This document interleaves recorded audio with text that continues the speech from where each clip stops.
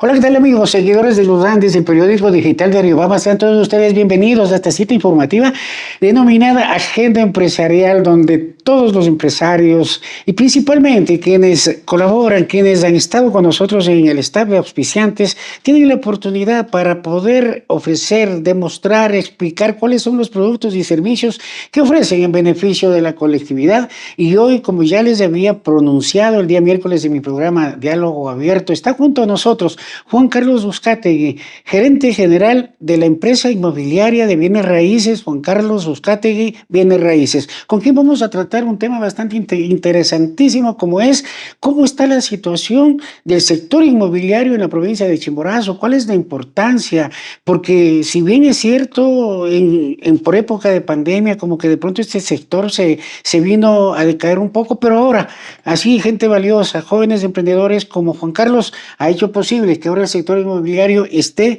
nuevamente en picada y subiendo como no tienen idea ustedes, pero vamos a conversar luego de saludar a nuestros auspiciantes en contados segundos. Iniciamos el diálogo con Juan Carlos Uzcategui. Buenos días. Con el auspicio de Fibra Telecom, siempre conectados. Mecatrónica Pupis, la excelencia en tu servicio. Nazareno, Unidad Educativa Cristiana, tu mejor opción. BQC Corporación, ser mejor depende de ti. Y Juan Carlos Uzcategui Bienes Raíces, más cerca de ti.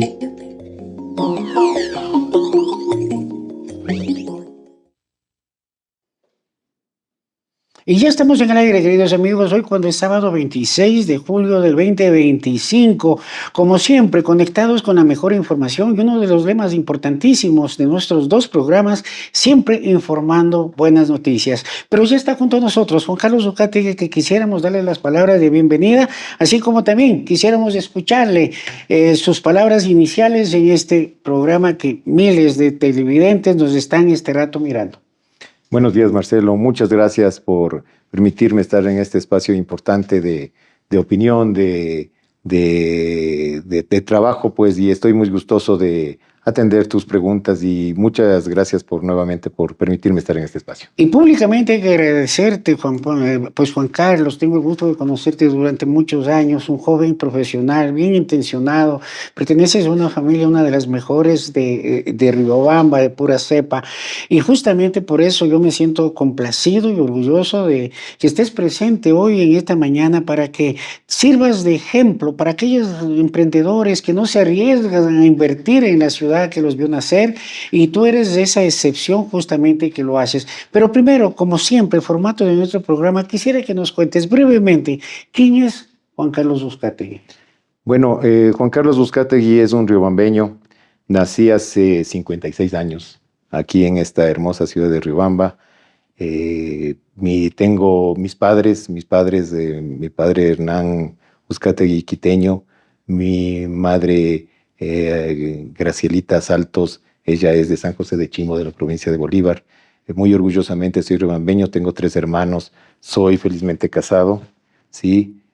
Tengo 2 hijas ya mayores, profesionales, sí, casadas también, y formamos una hermosa familia. O sea, que eres abuelo, Juan Carlos. Ya soy abuelo también. Y mira que se te ve muy joven para que seas abuelito. Muchas gracias, sí. Perfectísimo. Ahora, eso también es importante. ¿Tú en qué colegio estuviste? Yo estuve en el Colegio San Felipe Neri. Ya, ahí estudié toda la etapa de colegial. Anteriormente estuve en la escuela en el Colegio Salesianos, cuando era en el centro, pues en el... Claro, en el glorioso Colegio Salesiano de la Merced. De la Merced. Ahí estuve mis 6 años, posteriormente pasé al Colegio San Felipe, ahí me gradué, una etapa muy bonita del colegio, y posteriormente, pues obviamente pasé a la Escuela Superior Politécnica de Chimborazo, donde me gradué también como profesional. Y algo que es importante destacar, algo tú decías que felizmente casado, y eso soy testigo de esa relación muy bonita que tú tienes con tu esposa. A propósito, ¿cuántos años ya son de casados ustedes? Nosotros ya somos de casados 36 años. Y eres de excepción porque Y esto hay que ser honestos. La gran mayoría de amigos de la época que fuimos, la gran mayoría tuvieron la decisión de divorciarse. Son pocos los que tú te has mantenido con ese amor, con esa pasión justamente por tu familia. Y eso dice mucho bien de ti, ¿no es cierto? Sí, Marcelo, en realidad son 36 años de matrimonio que hemos consolidado una hermosa familia. Como tú bien dices, nuestras hijas ya, como soy abuelo, muy contento también de tener a mis chiquitos, como yo les digo, ¿no? A Ya. mis Y tres nietos. hijas mujeres. Y dos hijas mujeres. Dos mujeres hijitas y mujeres. un, Y y tengo un dos mujercito. nietos. Sí, dos Ah, ya. nietos, dos nietos. Un nieto varón y una nieta mujercita. Qué Sí. chévere. Ujú. ¿Y cuándo nace esa relación bonita contigo? Tengo el gusto también, Moniquita, que nos estará mirando. Un saludo cordial, amigos de la época también. Y justamente eso, o sea, porque lo de ustedes fue como una historia de amor muy, muy bonita, ¿no? Desde muy muchachitos Muy se jóvenes. conocieron. ¿Cuánto duró el noviazgo como para después decir, Mónica, quiero que seas mi esposa para toda la vida? Bueno, el noviazgo nació prácticamente desde el colegio. Sí, Mónica estaba en el colegio, yo recién salía del colegio prácticamente, y ahí nos conocimos, tuvimos una relación de noviazgo y obviamente ¿Qué tiempo? después de un tiempo, como 2 años, unos 2 años y medio Ay, más qué o menos de bien, qué noviazgo. bien. Pero tú eres Sí. mayor que ella. Yo soy mayor que ella, con 2 años más o menos. Perfecto. Sí. Entonces tú ya te graduabas y ella todavía se mantenía. Ella todavía estaba en el último año de colegio y luego posteriormente pues ya ¿Y nos casamos cuándo, cuando estuve y en qué la universidad. tal, y qué tal lo tomaron, en este caso, la familia de Mónica y también la familia tuya cuando deciden casarse muy jovencitos? Bueno, muy bien, como todas las familias están muy jóvenes todavía para casarse y todo eso, pero nosotros tomamos la decisión, dijimos que bueno, ya queríamos de estar juntos, casarnos definitivamente y así fue pues, y formamos nuestra familia. Y algo que es importante también contarles a nuestros seguidores que el padre de tu esposa fue mi maestro en el Colegio Salesiano, pues sociales, un saludo también, un gran docente, un gran maestro, y siempre que lo veo, él no pasa un día, es una gran persona, ¿verdad? Una gran persona, un caballero, un gran profesional, un gran docente en el Colegio Salesiano, después se Correcto. jubiló allá y pues muy importante ha sido también durante todos estos años de nuestras vidas también. Sí. Y tú, cuando yo estaba analizando para que ustedes vean, tú tienes una trayectoria bastante amplia en cuanto a tu preparación académica. Eres ingeniero en administración de empresas, título de tercer nivel, título de cuarto nivel, especialista en tributación, diplomado superior en Derecho Económico, Financiero y Bursátil, como formación adicional, corredor profesional de bienes raíces. ¿Cómo has logrado, a pesar de que has tenido, que también ya vamos a hablar tu trayectoria laboral, ha sido también importantísima? Eres un ejemplo, como digo, de los profesionales riobambeños. ¿Cómo lograste ir a la par, preparándote académicamente y también insertándote en el sector laboral? Sí, con mucha dedicación, con mucha responsabilidad, obviamente. Uno cuando ya tiene una familia, pues asume muchas más responsabilidades a muy temprana edad, obviamente, y nunca descuidando pues la actividad del estudio, la actividad académica, ¿no? Que ha sido muy importante y eso fue un asunto importante en la vida que me permitió seguir capacitando todo el tiempo para poder, obviamente, tener mejores opciones laborales y poder avanzar en una formación adecuada para la familia, básicamente, y para uno también. Y cabe destacar que tú has formado parte, has sido funcionario, no solamente en la empresa pública, sino también en la empresa privada, instituciones públicas muy importantes, por cierto, y valdría la pena. Son tantas las áreas donde se ha desempeñado, pero los más importantes podríamos decir como consultor, desarrollo de proyectos inmobiliarios, consultor de proyectos de inversión, pero tú empezaste también, fuiste gerente provincial de Ban Ecuador. Esta experiencia muy bonita porque me imagino que estarías muy jovencito para poder asumir un reto tan importante como es gerente general de Ban Ecuador. Bueno, yo inicié mi vida laboral prácticamente muy temprano, ¿no? Primero estuve en ciertos cargos con el municipio de Riobamba cuando recién tenía unos 21 años. Trabajé allá un tiempo y posteriormente di el salto hacia la banca. Trabajé en el sistema financiero como 12 años aproximadamente. Estuve en varios bancos de la localidad, ocupé cargos de una jefatura de una agencia de la Casa de Cambios Chimborazo que había en ese tiempo, pues recordarán ustedes, estuve en la ciudad de Baños con esa jefatura Y también estuve en el Banco Internacional, en el Banco Popular, en el Banco del Pichincha como asesor de negocios, manejando la banca de empresas. Y posteriormente también fue gerente general de una cooperativa de crédito de aquí de la ciudad. Y ya después, hace no mucho tiempo, tuve la oportunidad de regresar a la banca nuevamente como gerente provincial de Ban Ecuador. Una bonita experiencia regresar a los tiempos donde yo, o sea, en el ámbito que yo me formé, en el tema financiero básicamente, y eso ha sido algo muy importante en mi trayectoria laboral también que he podido servir a la ciudadanía desde desde ese ámbito también. ¿Y cuál ha sido el secreto del éxito para para ser una persona que a pesar de los cargos que has ocupado, nunca has perdido el concepto de humildad, el concepto de solidaridad, el concepto de transparencia, que tanta falta hace hoy en nuestros días? Porque donde que uno se ve, la corrupción está por encima de todas las cosas, pero mientras que tú, a pesar de tu corta edad, empezaste desde un mundo financiero donde que también podían haberte tentado quizás hacer las cosas mal por izquierdo, ¿no? Y tú lo has hecho de totalmente transparente. ¿A qué se debe ese éxito que tú has tenido y cómo has logrado cultivar esos principios que quizás en casa y principalmente en el colegio quizás te lo dieron? Por supuesto, el afán de servicio en primer lugar hacia los demás, de servir a la población. Uno gana un sueldo en una institución financiera y se debe prácticamente a esa remuneración, no tiene que estar en ningún tipo de otras actividades fuera de ellas.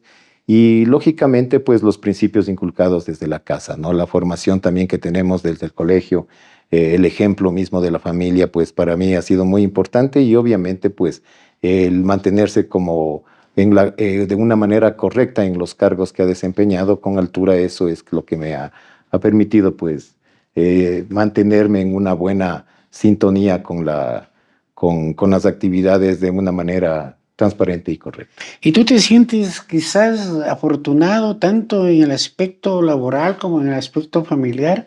¿Cómo has logrado tener ese equilibrio? Porque problemas tenemos todos en nuestros hogares, pero ahora mira que tú has tenido fuertes responsabilidades en el campo laboral, pero también no has descuidado lo más valioso que es la familia y tú lo has mantenido y ahora has sido ejemplo de padre, ejemplo de abuelito. Eso también, ¿cuál sería tu recomendación para que todas las personas que quizás están recién arrancando en el campo laboral, en el campo de familiar, para que hagan lo que tú has hecho para lograr ahora tener esa tranquilidad y esa paciencia para poder contar a todos quienes nos están mirando, ese secreto para poder ser ahora una persona exitosa? Bueno, Marcelo, tú sabes, siempre hay problemas y los problemas hay que enfrentarlos. Hay que saber salir adelante, en cada uno buscarle las soluciones, igual en las relaciones de pareja es lo mismo. Ser gerente de un hogar es muy importante porque el ser un buen gerente de un hogar te permite tratar de ser un buen jefe y un gerente también en la oficina. Sí, saber solucionar problemas, saber llevar de buena forma una relación y saber también, por ejemplo, en el campo laboral, saber servir a los demás, que para eso nos formamos, para ser unos buenos servidores. Como también me tocó ser servidor público de esa manera, entonces también lo he hecho y de la misma forma en la empresa privada, ¿no? Y también, como tú dices, dentro de lo que es el hogar, pues llevarlo con cariño, con amor, con respeto y con transparencia las cosas, eso creo que es una base fundamental para poder Y sobre avanzar en todo, una relación. y sobre todo digo yo que el secreto del éxito sería la comunicación que debe prevalecer en todo, no solamente en el campo laboral, sino también en el campo familiar, que esto obviamente que va de la mano.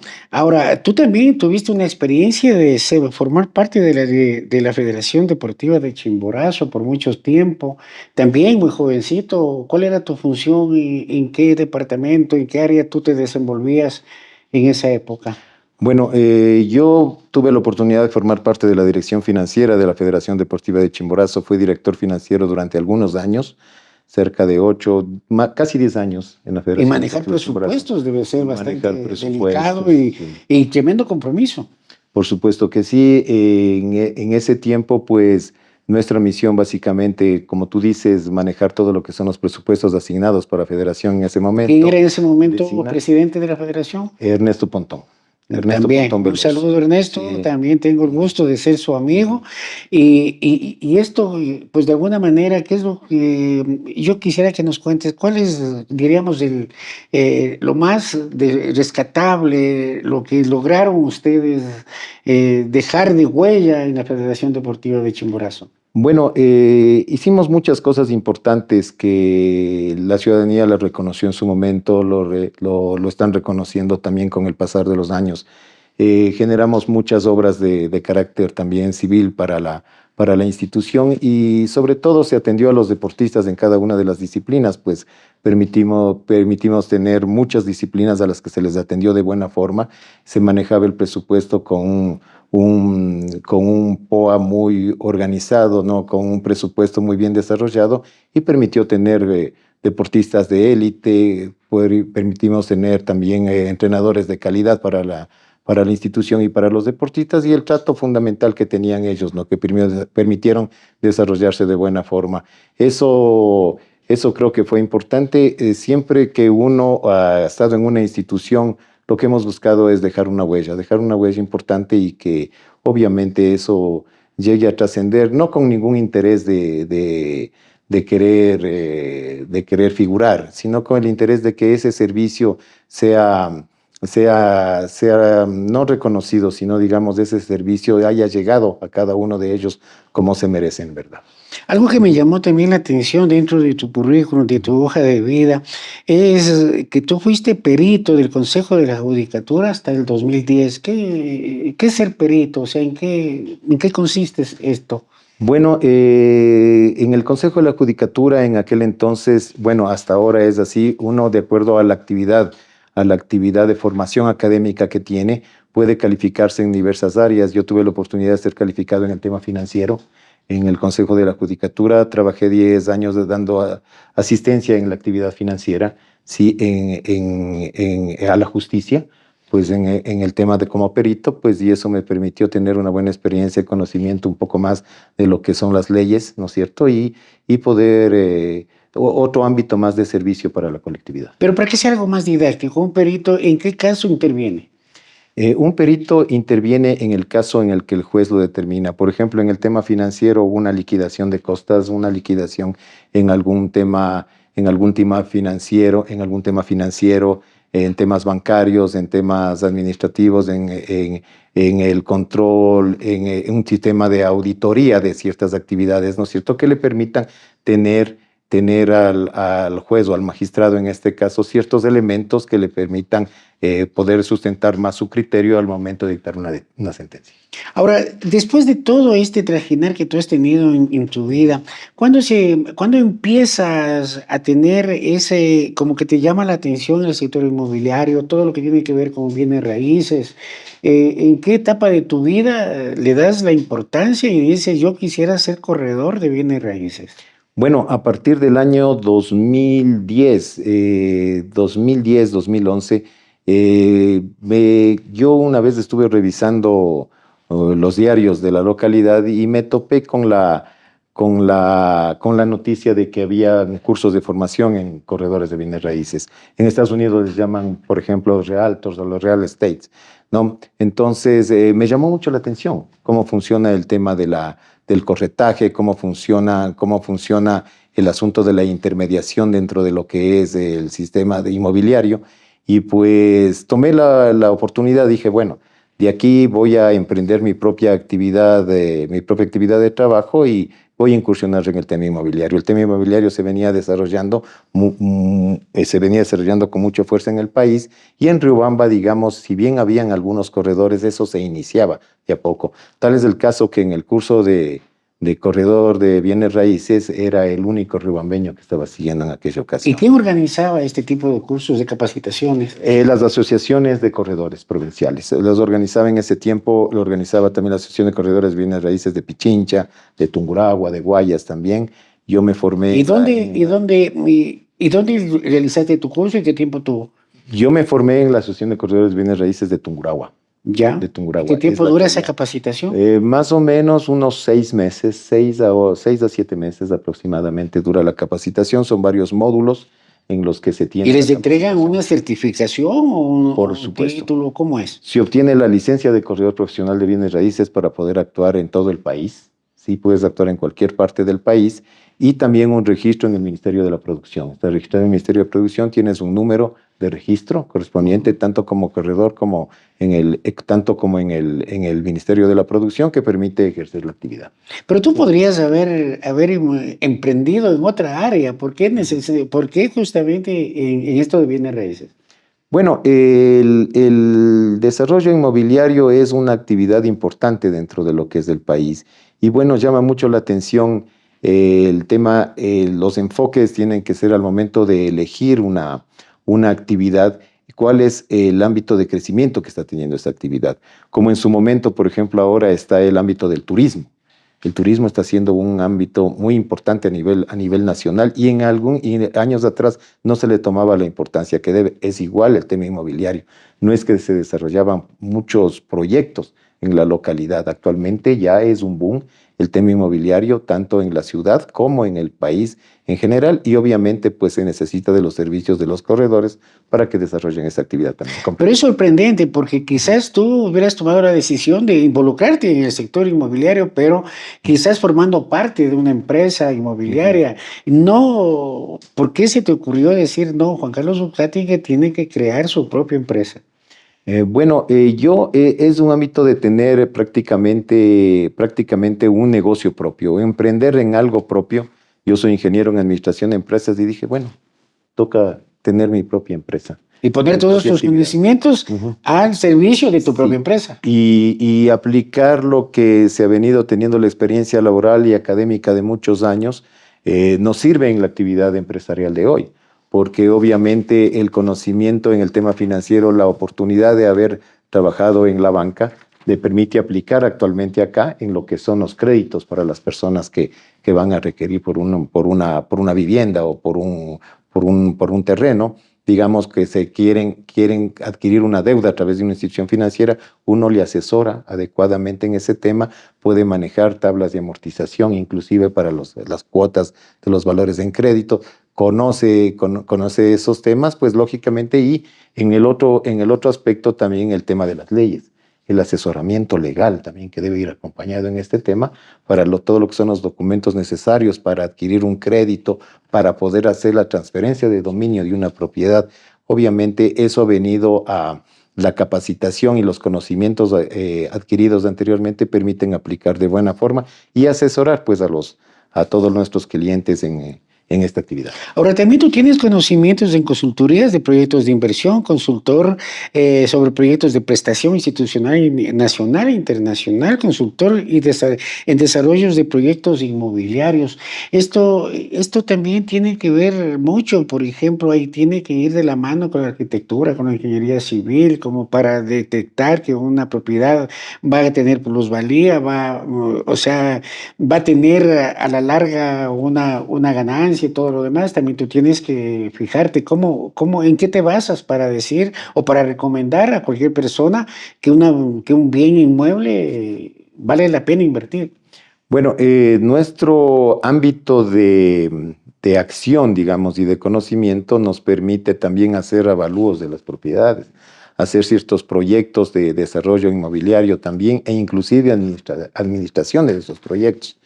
En cuanto precisamente a poder dar a conocer a la gente en el tema de avalúos de propiedades. Por ejemplo, tenemos la capacidad de más o menos de sugerir los precios de las propiedades de acuerdo a las zonas de la ciudad de Riobamba, en nuestro campo de acción específico. Entonces, eso nos permite ir todo el tiempo conociendo cómo se va desarrollando la plusvalía en ciertas zonas de la ciudad, ¿no es cierto? Y los aspectos que van tomando en cuenta, ¿cierto?, en los avalúos para que las personas sepan cuánto pueden pedir por su inmueble y si ese se puede vender en el corto, mediano o largo plazo según las condiciones de mercado. Y ahora, ¿dónde nace? O sea, ¿dónde nace tu empresa, Juan Carlos Uzcategui Bienes Raíces? ¿Cómo empezaste ese trajinar? ¿En qué oficina? ¿Dónde te ubicaste hasta la actualidad? Bueno, mi primera oficina fue en el edificio Milano Plaza. creo que está aquí a la vueltita en la Carlos Zambrano y Avenida Daniel León Borja. Ahí fue mi primera oficina. Yo estuve ahí por el lapso de 10 años prácticamente, ¿sí? Bastante. 10 años, bastante tiempo, en la oficina de Milano Plaza. Pudimos ahí, hicimos varios negocios, hicimos cosas importantes, ahí nos dimos a conocer y lógicamente después me he pasado al centro de la ciudad, estoy ubicado en la Magdalena Dávalos, entre Veloz y Primera Constituyente, y ahí estamos ejerciendo nuestra actividad. Ahí nacimos como JCU Bienes Raíces, pues, y desde ahí estamos sirviendo a la ciudadanía. Y para eso vamos a tener que hacer ya el primer corte de la mañana para que luego nos adentramos en el tema específico que es la importancia del sector inmobiliario en nuestra bella Sultana de los Andes. Ahí vamos a conversar sobre qué son los agentes de corredores, cuáles son las funciones de una inmobiliaria. Vamos a conversar también cuáles son los requisitos que tiene que tener cuando usted va a comprar una casa, qué es lo que paga el comprador, qué es lo que paga el vendedor, porque ya lo vamos a hacer más didáctico para que ustedes sea una consulta que si están pensando en comprar o en vender, acá tenemos al profesional que les va a indicar paso a paso cuál es el proceso para hacer este tipo de negociación. Volvemos en contados segundos. Muy bien. Con el auspicio de Fibra Telecom, siempre conectados. Mecatrónica Pupis, la excelencia en tu servicio. Nazareno, Unidad Educativa Cristiana, tu mejor opción. BQC Corporación. Ser mejor depende de ti. Y Juan Carlos Uzcategui, Bienes Raíces, más cerca de ti.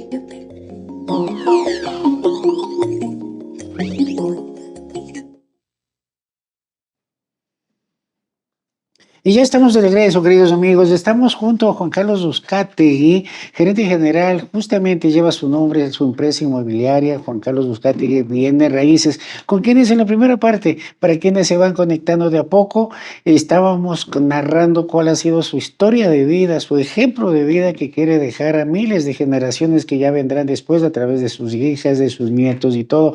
Pero ya ahora sí vamos a entrarnos en el tema que es: ¿cuál es la importancia del sector inmobiliario en la Sultana de los Andes, así como también en la provincia y a nivel de todo el país? Cuéntanos, estaba investigando y decía, el sector inmobiliario abarca todas las acciones relacionadas con la compra, venta, alquiler y gestión de propiedades, incluyendo terrenos, casas, apartamentos y locales comerciales. Entonces, ¿cuál es la función específica de un corredor de bienes raíces, tomando en consideración a lo que se dedica el sector inmobiliario? Bueno, un corredor de bienes raíces es básicamente un facilitador del negocio inmobiliario. Es aquel que él hace una mediación, una intermediación entre el comprador y el vendedor para gestionar una negociación que lleve a cabo una satisfacción tanto para el comprador como para el vendedor en el ámbito de una compra-venta de un bien establecido.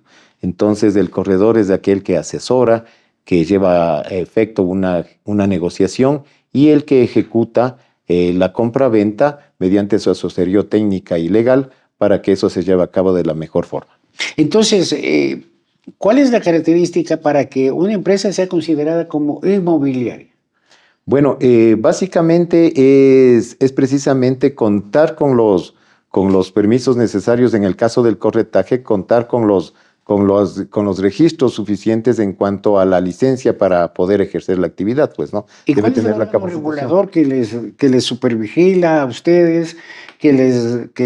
Porque me imagino que deben ustedes rendir cuentas, pedir permisos como para poder ejercer esta función. ¿Cuál es? Sí, la Asociación de Corredores de Bienes Raíces son aquellos que ejercen la capacitación y quienes regulan a todos los corredores a nivel de una provincia, pero hay una federación nacional de corredores de bienes raíces que sucede, me parece que está en la ciudad de Quito este momento, y pues quienes amparan a cada uno de los profesionales en el ámbito inmobiliario, en el ámbito profesional de corredores de bienes raíces, ¿no?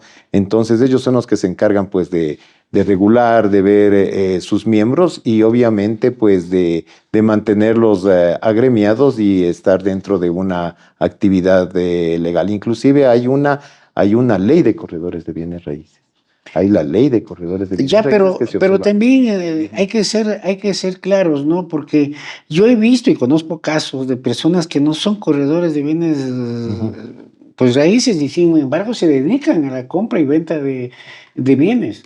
Sí, bueno, ¿Hasta qué últimamente. punto es ilegal? ¿Hasta qué punto la gente puede, bueno, denunciar si es posible? Porque no creo que Ujú. estaría bien que de pronto estén cumpliendo una función sin cumplir con todos los requisitos como la de ustedes. Claro, obviamente una asociación un corredor de bienes raíces es una persona que tiene una licencia que le faculte el ejercicio de sus actividades dentro del ámbito inmobiliario. Una persona que no cuenta con una licencia, pues no está capacitado ampliamente para desarrollar la actividad y sobre todo para asesorar a los clientes, al usuario, a la población en general sobre los aspectos legales, técnicos, financieros, ¿sí? De una compra-venta de un bien. Es un tema muy delicado porque obviamente las personas ponen en manos del corredor de bienes raíces muchas veces su bien, que es todo el trabajo de su vida, que en un momento determinado desean venderlo por situaciones o por otras inversiones que quieran hacerlo. Entonces, es una responsabilidad muy grande del corredor de bienes raíces en realizar una buena gestión inmobiliaria que llegue a una satisfacción del trabajo realizado, pues. Y Y para las eso se necesita una licencia. Correcto. Ujú. Pero las funciones específicas de las mobiliarias, según lo que Ujú. investigaba, decía que ayudan a compradores y vendedores a encontrar propiedades, asesorar sobre aspectos legales, Así técnicos es. y gestionar las gestiones para cerrar acuerdos, para llegar a acuerdos. ¿Cómo ustedes ubican las propiedades para poder ofrecer a las personas interesadas en adquirir un bien? Bueno, mira, durante todos estos años hemos logrado captar algunas propiedades mediante el conocimiento y el marketing que hemos hecho. Nosotros hemos realizado nuestra amplitud de productos mediante nuestra promoción y hemos logrado captar muchos clientes. Al principio se empieza por los amigos, la familia que desean realizar las ventas de sus inmuebles y obviamente han venido personas requiriendo ciertas características de inmuebles. Hemos logrado servir también a personas en el exterior, muchos migrantes que han venido al país y otras personas que estando en Estados Unidos, en España, donde están la mayor cantidad de ecuatorianos migrantes, se han contactado a través de nuestras redes sociales, inclusive a través de nuestras páginas virtuales, con el propósito de pedirnos, mira, yo quiero comprar mi propiedad, estoy viviendo. Hemos tenido casos de personas que están viviendo 20, 25 años en Estados Unidos y han tenido aquí sus propiedades y nos han pedido que les hagamos la gestión de venta de esa propiedad. Y lo hemos hecho muchas veces comunicándonos vía Zoom, vía Bueno, videollamada. ahora Ajá. ventajosamente a través de las redes sociales se puede Sí. lograr eso, a través de la tecnología. Exactamente, entonces hemos requerido los documentos necesarios para gestionar la compra-venta del inmueble y en el momento determinado ellos han podido venir a realizar la firma final de una escritura de compra-venta. Entonces se han ido satisfechos con el trabajo, han realizado la gestión que ellos estaban buscando y obviamente lo han realizado. Ahora hay otros temas, valga la oportunidad en este punto que tocamos. Incluso hay ahora la posibilidad de hacer estos temas de manera telemática. Ya no es necesario que la persona que se encuentre en el Y exterior también yo esté creo que presente. legalmente lo pueden hacer a través de o sea, de un poder que lo puede Sí. otorgar la persona a cualquier persona también, ¿no? A cualquier familiar. Sí, generalmente funciona con el poder, pero ahora se lo puede hacer vía telemática. La persona se encuentra en el exterior, digamos, está en Estados Unidos, vamos a poner un ejemplo en Nueva York, y a la Y persona ante un notario. ante un notario, obviamente Ujú. interviene la notaría en este tema. Me parece que las notarías necesitan una autorización especial que les concede el Consejo de la Judicatura para actuar de esta forma en el tema telemático. Hay algunas en el país también. Y obviamente, pues, funciona de esta manera, ¿no? Ellos autorizan mediante una firma electrónica, firman electrónicamente el documento, ¿sí? Con su firma electrónica, firman la escritura y la persona de acá, el comprador, también de la misma manera. Igual pueden dar poderes de cualquier tipo de naturaleza. Entonces esto está facilitando o mejorando el dinamismo de las transacciones en la localidad. En un reportaje televisivo yo veía que decía, ¿es Riobamba un buen lugar para comprar bienes raíces? Bueno, Riobamba es un muy buen lugar, estamos en el centro del país. Riobamba ha tenido un crecimiento muy importante en los últimos años. Recordarás, Marcelo, de nuestra época a la actualidad hay una transformación importante de la ciudad, ¿ah? Sí, muchos años hay una transformación importante. La ciudad sigue creciendo. Ahora como una ciudad netamente universitaria, tenemos universidades importantes acá. Bueno, como siempre ha sido la Escuela Superior Politécnica, la Universidad Nacional de Chimborazo, ahí la Universidad Uniandes también, y obviamente pues muchos estudiantes que vienen de ciudades cercanas y de otras más alejadas también a estudiar acá en la ciudad, y eso ha permitido incluso que muchos estudiantes han venido con sus familias a vivir ya en la ciudad de Río. Ya a radicarse A acá. radicarse acá. Y eso genera una necesidad. Obviamente el ingreso de más personas genera muchas necesidades en muchos ámbitos, e incluso el inmobiliario también, pues.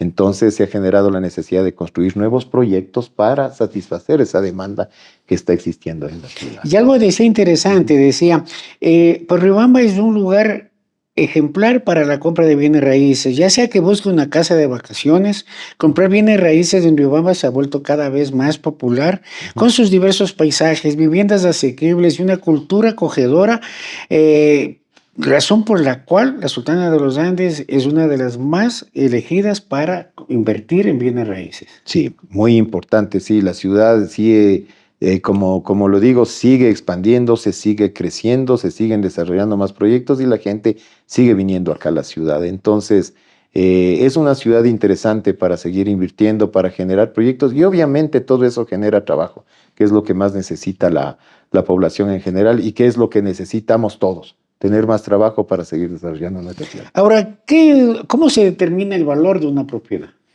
Bueno, el valor de una propiedad se determina mediante un avalúo. El avalúo de la misma tiene dos componentes básicos. Lo que es, por ejemplo, en un inmueble que está compuesto por casa y terreno, sí, tiene dos componentes. El avalúo del terreno y de la construcción. Un terreno se aprecia con el tiempo. O sea, vas teniendo una plusvalía más alta bajo diversas circunstancias. La ubicación, el acceso a servicios, ¿sí? El tamaño. El tamaño, ¿sí? Que le permite tener se aprecia una plusvalía, un crecimiento del valor del metro cuadrado del terreno.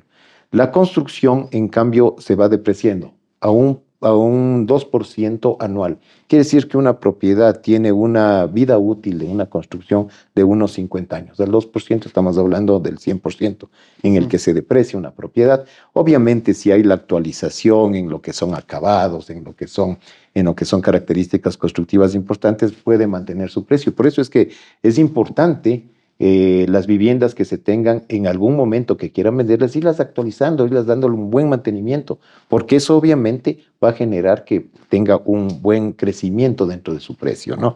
Entonces, ese es que nosotros como corredores inmobiliarios determinamos un valor comercial de las propiedades, ¿sí? Tanto por el valor del terreno como el valor de la construcción, conjugamos ambos y obtenemos un precio del valor de la propiedad. ¿Y cuál es yo diríamos, la comisión legal y justa que un corredor debería tener sobre una propiedad?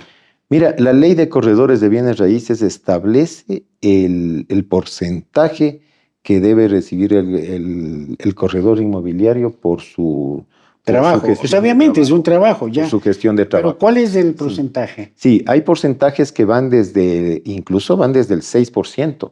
Hay propiedades en el sector rural incluso. En el sector rural, haciendas, quintas, que por la distancia incluso hay propiedades que pueden recibir honorarios hasta por el 6%, 6-7%. Normalmente en la ciudad eso está sujeto a un porcentaje del 4%, pero incluso se ha hablado incluso porcentajes hasta del 3% del Pero yo pienso que es razonable, ¿no? Porque es razonable. ya estaría quizás contra la ley o contra todo el sentido común que de pronto quiera el 10%, el 15%. No, sí, no. Eso está regulado de acuerdo a la ley, se establecen los porcentajes que deben cobrar los corredores inmobiliarios por su gestión.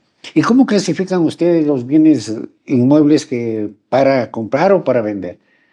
Bueno, hay inmuebles que por sus características son inmuebles naturales, digamos así, que son los terrenos, digamos así, ¿no es cierto? Ujú. Los terrenos son los que están ahí sin ninguna actividad de construcción y hay otros que son incorporados, digamos así, los terrenos en los que se incorporan las características constructivas. Hablemos de una casa, un edificio, ¿no es cierto? Entonces, esas son las clasificaciones que tenemos también y son básicamente con las que trabajamos. Incluso con las propiedades en el sector rural, como te decía, las haciendas, las quintas, las propiedades rurales, también esto está en el ámbito dentro del ámbito de acción del corredor inmobiliario y que de hecho también hemos tenido la oportunidad de desarrollar. Y muchos jóvenes, bueno, no solamente jóvenes, habrá muchas personas que quisieran adquirir esta licencia de corredor de bienes raíces. ¿Cuáles son los requisitos? Bueno, las asociaciones provinciales son aquellas que determinan los requisitos para ser un corredor inmobiliario. En primer lugar, la persona tiene que ser mayor de edad, ¿no es cierto? Tener ese ímpetu, esa energía y esas ganas de tener un emprendimiento, ¿no es cierto? Y lógicamente la capacitación que recibe es importante. Aprobar el curso de corredor inmobiliario, que tiene varios módulos en aspectos financieros, legales, de derecho, también avalúos, todos estos temas que le permitan ejercer de buena forma la actividad inmobiliaria. Obviamente, como toda profesión, al principio es un proceso que de a poco se va alcanzando la experiencia de vida para lógicamente esa experiencia, que yo como digo, las experiencias son como una maestría, porque es necesario tener muchas vivencias para llegar a aportar mucho más a aquellas personas que requieren de los servicios de un corredor. Ahora, hablemos de los honorarios que debe asumir en una compra-venta. ¿Qué es lo que asume el vendedor y qué es lo que asume el comprador? Porque esto también es importantísimo, que la gente conozca, porque de pronto el vendedor quizás va siempre la viveza criolla, ¿no? A decir que el portador tiene que pagar todo lo que son los servicios de la notaría, los servicios de la planimetrías y todo lo demás. Sí valdría la pena que nos cuentes en el caso que una persona quiera adquirir, ya compró su terreno, ¿no es cierto? Ahí hacen ¿cómo se llama esto? Los impuestos que se pagan. Compra y venta, ahí vienen vueltas después las alcabalas. ¿Cómo es el proceso? ¿Y qué es lo que paga el comprador y qué es lo que debe pagar el vendedor? Perfecto. Sí, mira, en un proceso de compra-venta existen los impuestos legales dentro de lo que es la transferencia de dominio, ¿no es cierto? Esos impuestos que cobra el municipio por la transferencia de dominio del inmueble. Existen lo que son las alcabalas y la plusvalía y los servicios técnicos. Las alcabalas corresponde al 1% del valor del inmueble, ¿sí? Sea terreno o sea una Eso casa. se paga al municipio. Eso se paga al municipio, las alcabalas por parte del comprador, es del 1% del valor comprador, no del vendedor. No, el comprador. Ya. El vendedor paga lo que es la plusvalía, ¿sí? Y los servicios técnicos. La plusvalía es una fórmula que genera el departamento municipal correspondiente, ¿no es cierto? Es una fórmula donde básicamente es una diferencia, digamos, entre la última compra realizada contra la venta actual. Es una fórmula que establece también los daños que tiene la propiedad, ¿no es cierto?, las características que tiene y desarrolla un valor a pagar. Eso también se paga al municipio y los servicios técnicos que cobra la municipalidad. ¿Y quién paga el servicio de la notaría? El servicio de la notaría generalmente lo paga el comprador, pero pueden llegar a un acuerdo entre las partes para pagar, digamos, más o menos, podría ser, pero generalmente, como se ha venido desarrollando el tema, lo paga el comprador, los alcabalas, perdón, los derechos notariales y obviamente posteriormente a ello la inscripción en el registro de la propiedad del inmueble adquirido. Ahora, luego de la compra, del compromiso de compra y venta, ¿cuáles son los requisitos para que ya, no requisitos, mejor dicho, cuando ya el vendedor tiene que entregarle las escrituras? Cuando está totalmente cancelado, me imagino, ya el valor total de la compra. Por supuesto, cuando ya está realizada los valores, las transferencias, el pago correspondiente, y luego de que el municipio ya ha autorizado la transferencia de dominio del inmueble, se han pagado los impuestos, se va a la notaría con los documentos correspondientes, se regresa a la notaría, porque la notaría es quien sube todos esos documentos al sistema municipal, regresa a la notaría ya aprobada la transferencia de dominio y se procede a firmar las escrituras por parte del comprador y el vendedor. Obviamente hay el pago realizado. Se realiza el pago y se procede a hacer la entrega de las llaves, digamos, de la vivienda o de la posesión ya del terreno. Posteriormente a ello, pues el comprador... Si es solamente un terreno, obviamente solamente serían las escrituras. Las escrituras, claro. Y posteriormente a ello, el comprador tiene que con las escrituras ya firmadas y todo por el notario correspondiente, lleva su documento al registro de la propiedad para inscribirlo. Y una vez inscrito, pues ya se tiene que realizar el trámite de traspaso al nombre de esa persona. Antes el traspaso era automático. En la transferencia de dominio ya se procedía a... Ya salía el nombre del nuevo dueño. Exacto. Ahora no. Ahora se tiene que realizar, luego de la inscripción en el registro, realizar el cambio de nombre correspondiente en el municipio con los requisitos que solicita la municipalidad. Ahora, ¿por qué en el sector rural estos procesos son más rápidos que en el sector urbano? Bueno, tal vez por el número de operaciones, de transacciones que se realizan, tal vez por ese número sea más rápido en el sector rural, porque en el sector urbano, bueno, hay mucha más demanda de este tipo de servicios, digamos así, entonces tiene que demorarse un poquito más. En el sector rural, a lo mejor es mucho más reducido las operaciones. El número de usuarios. Exactamente. Y por ende, pues puede ser un poco más moderno. Ahora, había un caso específicamente que justamente un pariente cercano, él acabó de adquirir un terreno y él decía que el dueño le había dicho que a futuro, cuando ya le vaya a dar las escrituras, tiene que hacer la cancelación total del terreno, pero él se había comprometido a darle con los servicios básicos, alcantarillado, luz y todo lo demás. ¿Qué tan cierto puede ser esto? Porque quizás en el momento mismo en que quiera ya pagar para que le dé las escrituras, no cumple con ese ofrecimiento de darle con los servicios básicos. ¿Hay alguna ley que de pronto le obliga a esta persona antes? Porque ya tienen inclusive ya el compromiso de compra y venta. Claro, pero la persona que va a comprar un inmueble tiene que cerciorarse, en este caso de un terreno, tiene que cerciorarse obviamente qué es lo que está comprando. Está comprando un terreno con servicios o sin servicios, ¿sí?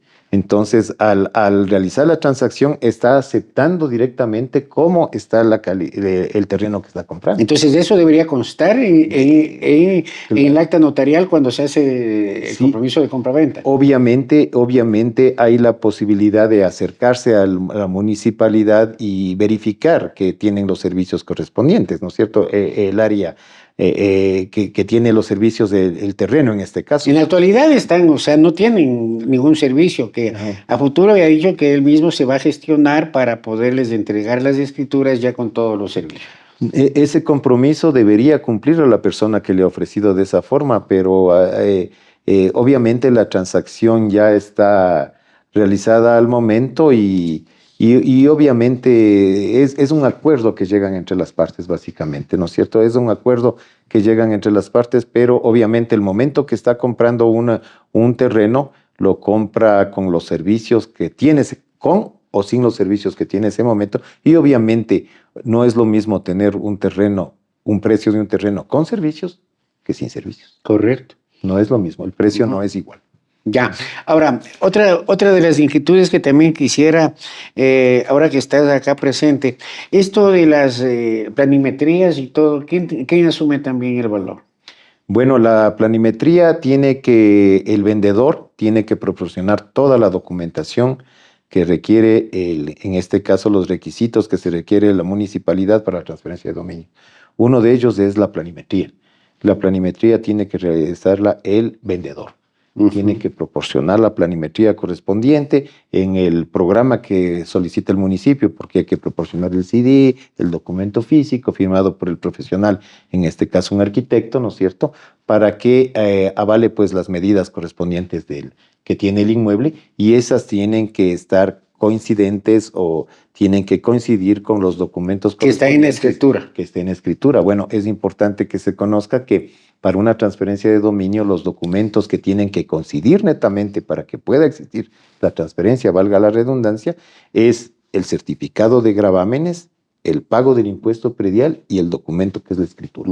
Tienen que coincidir las áreas en los 3 documentos. De no coincidir estas, pues no podrá el municipio autorizar la transferencia de dominio. Y otro requisito adicional, lógicamente, la planimetría que logra verificar mediante las coordenadas y las medidas determinadas por el profesional correspondiente, en este caso, pues que esas medidas son con las que consta el inmueble correspondiente. Y ya casi en la recta final, ¿cuáles serían desde tu perspectiva, cuáles serían las recomendaciones que tú les darías a las personas que de pronto en este momento están queriendo invertir?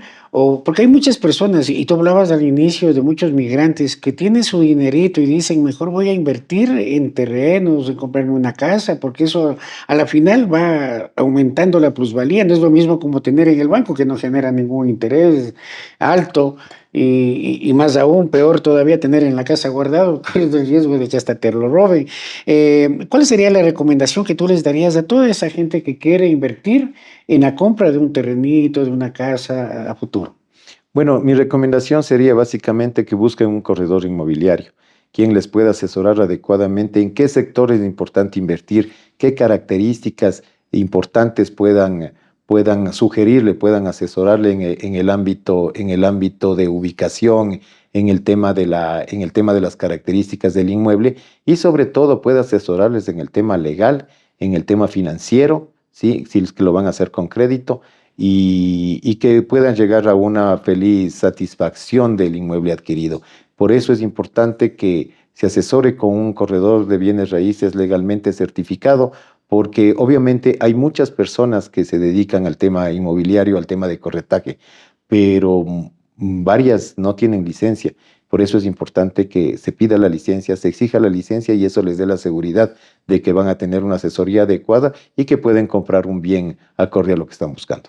Y ahora, ¿en qué se basa la persona que vende para fijar el precio? Porque te comento, este pariente cercano mío, él cuando buscaba por algunos lugares, y más específicamente, él más quería en el sector rural, por decir, Guano, Cunduana y así. ¿Y en qué se basa? Porque de pronto un terreno que tiene por decir, 200 metros de área, en un lugar cuesta 6,000, en otro ya piden 8, en otro 12. O sea, ¿qué impone ese valor?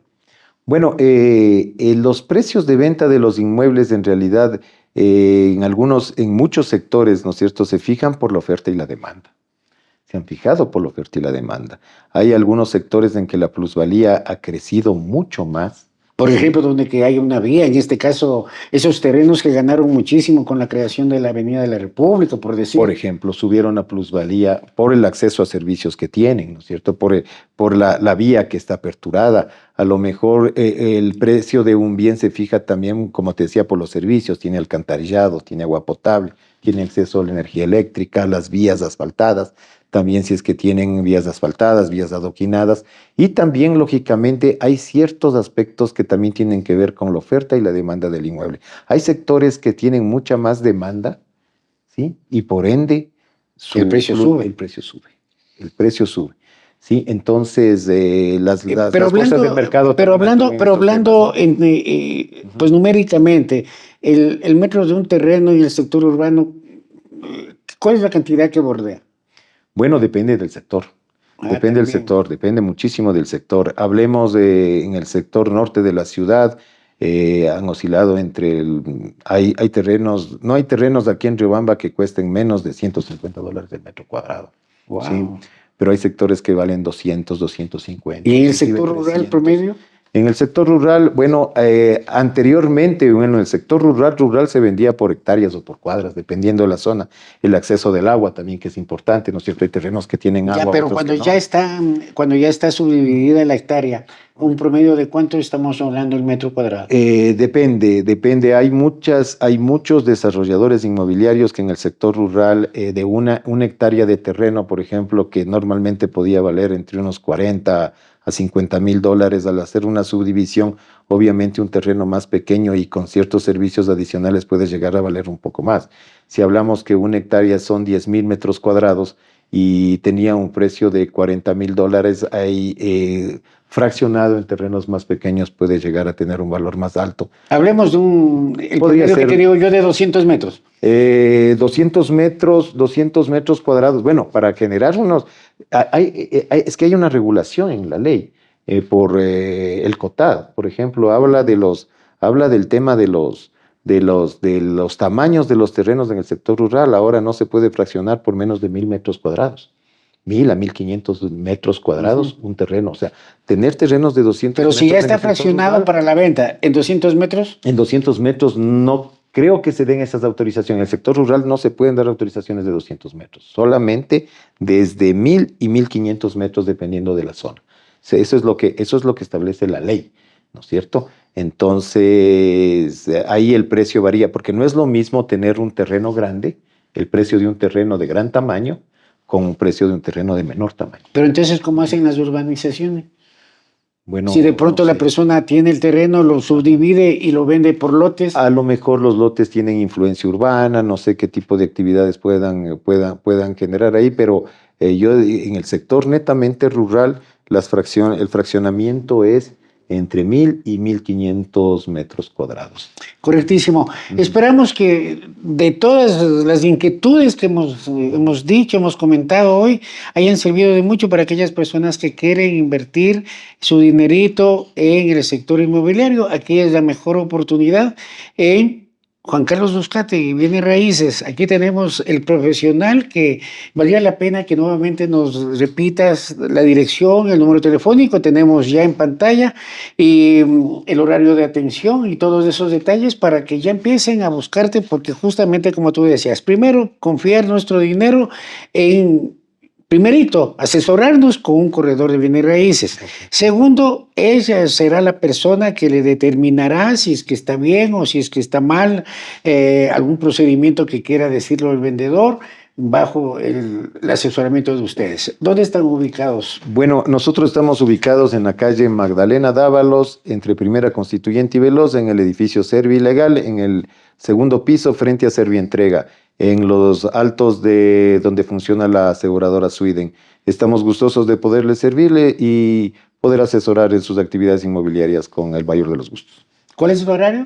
El horario, nosotros estamos a partir de las 8:30 de la mañana hasta las 12:30 y desde las 2:30 hasta las 6:30 de la tarde. Y como siempre, en nuestro programa tuvimos las palabras iniciales, ahora te doy el espacio para que tú, si en algo no te he preguntado o quisieras decir cualquier cosa, ahora es el momento. Palabras finales. Bueno, muchas gracias, Marcelo. Agradecerte por el espacio, por la oportunidad de poderme dirigir a toda la ciudadanía y sobre todo recordar una vez más lo que habíamos comentado hace algunos minutos. Es importante que todos los usuarios soliciten la licencia de corredor de bienes raíces a aquellos que están ejerciendo esta actividad. Es importante para que busquen una asesoría correcta y sobre todo pues se sientan respaldados de que están siendo adecuadamente asesorados, valga la redundancia, en los temas inmobiliarios, en temas legales, que a la final pues pueda ser una actividad satisfactoria dentro de la compra-venta de un bien. Y también quiero agradecerlo públicamente, Juan Carlos, que has tenido la gentileza durante este mes que termina 5 programas que han estado como auspiciantes nuestros, y sinceramente gracias públicamente por ese apoyo que nos has brindado para que este mes nuestro programa llegue a miles de hogares, los días miércoles a programa Diálogo Abierto y los días sábados en Agenda Empresarial, así como también agradecerles a los demás auspiciantes como BQC Corporación Educativa, una de las mejores del centro del país, país. Fibra Telecom está junto a nosotros siempre.